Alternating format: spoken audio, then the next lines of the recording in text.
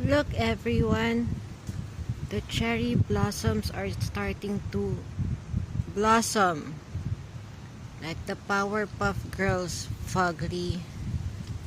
The cherry blossoms are blossom. We are stress buying. Not really. We need a new set of earphones because we cannot hear or be heard when we talk to someone. What should we get? We'll find out later. Bye. We only need earphones. We don't need tempered glass. But you can get those here too. This is Chungli downtown district.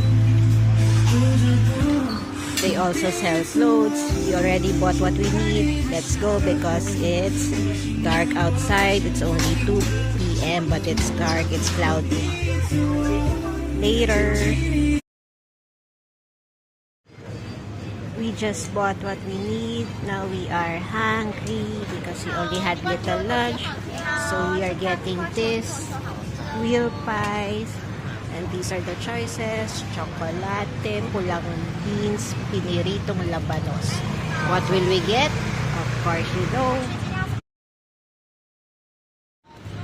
We got chocolate and pulang beans. They don't know the Filipino of beans. So it's pulang beans. Let's eat. So what did we get?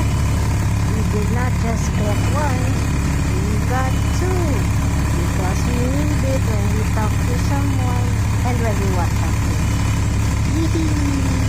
You happy? Okay.